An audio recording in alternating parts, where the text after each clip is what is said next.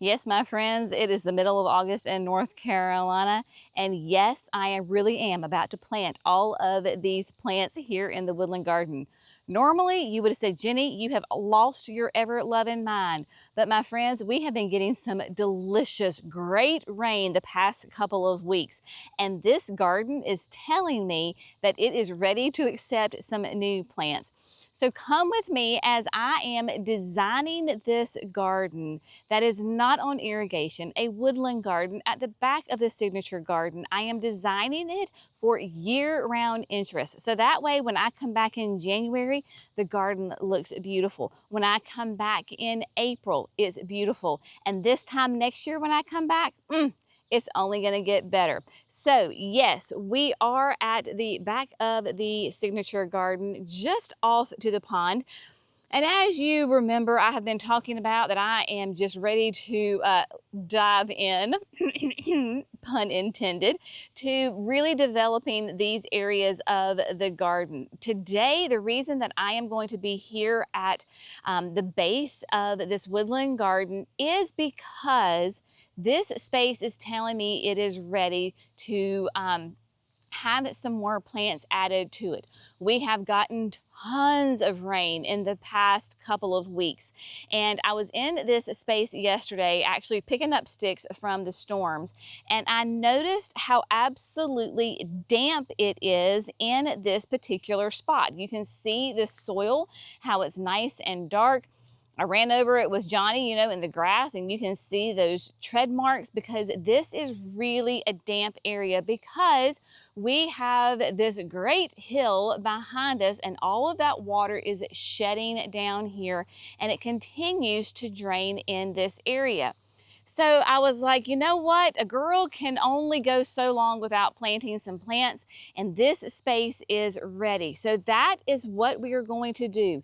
Adding in layers and layers and layers to this garden. It is going to be a ton of fun. We're going for evergreen, we're going for flowers, we're going for fragrance, we are going for natives. We are doing it all, my friends. So stay tuned. It's going to be a lot of fun together here in August, planting a bunch of plants in a non-irrigated garden. Yep, crazy Jenny is at it again. One of the most inspirational gardening books that I have read multiple times is The Layered Garden by David Culp. And he does a great job of explaining how we want our gardens to literally have multiple layers to it and having year-round interest. Every season, every week, every month that you come out into the garden, there is something interesting to look at. So that has really, really impacted how I design gardens. So from a design perspective in this space, I do not need any more trees, my friends. The Lord has provided me these gorgeous, massive hardwood trees. I have got a little bit of everything in here. So I have got tons of vertical interest. Last year, we came through and added some Kusa dogwoods and some Japanese maples. So that vertical interest, I am good, right? So we have the tall, we're gonna have the medium with the Kusas and the Japanese maples. So now we're coming in to the next layer with the pops of color and filling in that medium and those lower layers. So what I'm going for is I have got, of course, my taller things are going to go in the back. We've got the great Florida sunshine. Look how those three absolutely just jump off the screen at you, right?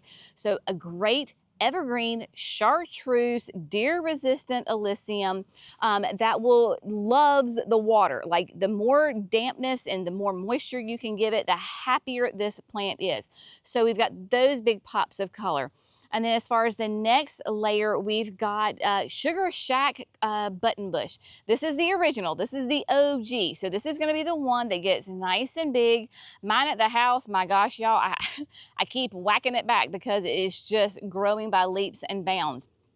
a native shrub that gives us really cool blooms, gives us fall interest, winter, not really the winter interest because it is deciduous, but it will thrive in this area in those damp conditions, and it can handle this filtered sun back and forth. Right now it's about noon, so you can see that we're already going into the dappled shade.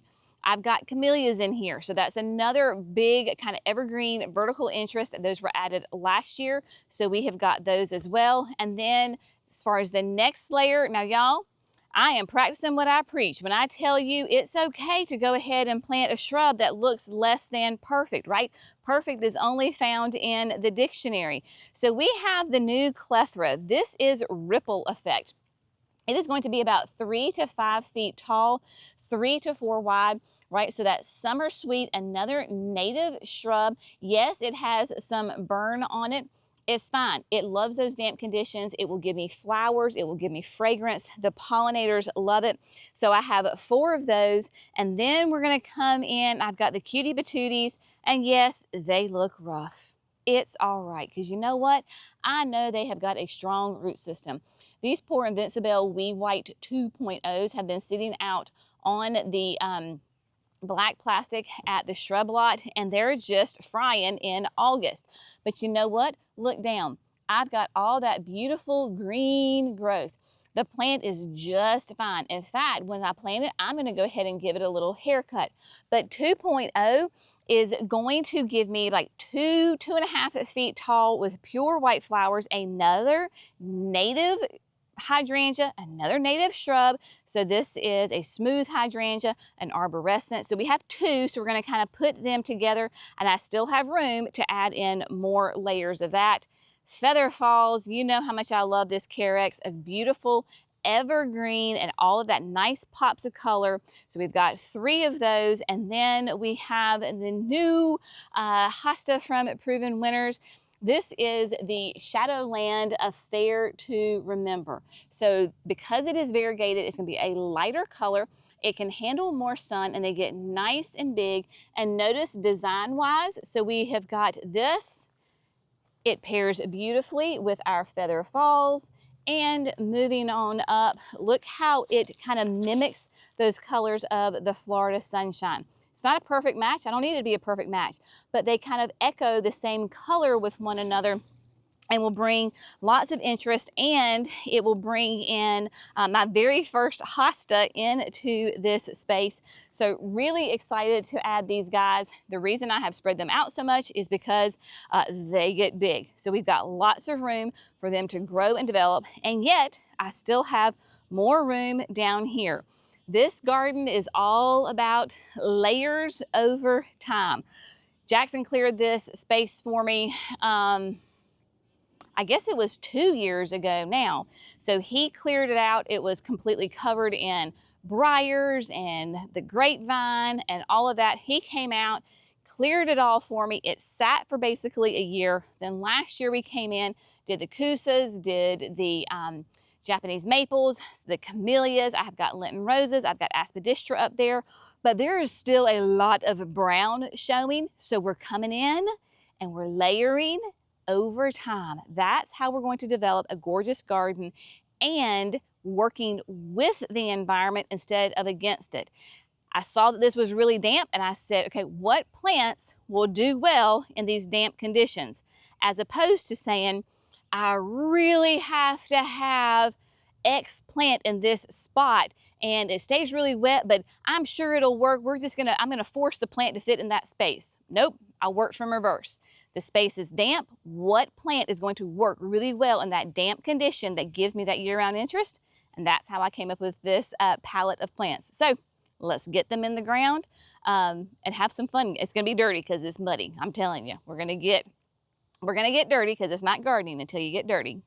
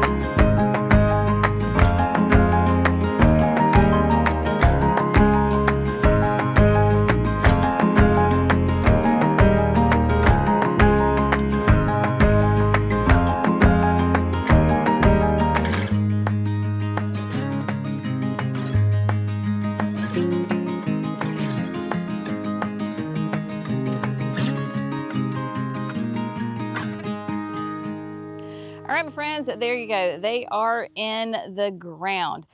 The whole lesson of today, well, there's a couple of lessons, but one of the main lessons is you do not have to garden according to the calendar. Garden according to your garden, right? I've said it once, I'll say it a million times later. Be a student of your own garden. I have observed this garden over the last year, 2 years, to kind of understand the ebbs and flows of this garden. Where is it dry? Where is it rocky? Where does the water settle? Where does the sun hit? Do we get bright morning sun, lots of afternoon shade? Learning your garden is going to determine the plants that you put in here. There are no bad plants, but there is bad plant placement. And so making and choosing the right plant for the space that it's going into, because as much as I would try, if I wanted to make this area dry, it would cost me a lot of money to put in drains, to regrade the whole area, to do all these things. Could it be done? Sure, it can. Do I want to do that? No, I don't. I just want to choose plants that like to be in more damp conditions. Now, that being said, this space will not stay moist and damp 12 months out of the year. We have just come out of a severe drought. So the reason that I'm planting these now is because the conditions are prime for these babies to go in. Those Florida sunshines, y'all, they literally just jump out at you. Now, the one in the middle is definitely the area where the water is really coming. So you will notice that I have it raised up pretty well. Like there's a couple of inches of the soil sticking out above the ground because I drilled the hole and then came back to plant it and there was water standing in the bottom of the hole. So I do not want to bury this plant too deep. I still want it to be able to drain, right? Yes, it does like those damp conditions, but you know, sometimes too much water is too much water. So that's why I did that. And so these plants are going to get their roots established and we might get some more rain. In fact, speaking of, I don't know if the camera will show that. You see those dark clouds? We might get rain sooner than I thought we were going to get rain, but maybe not.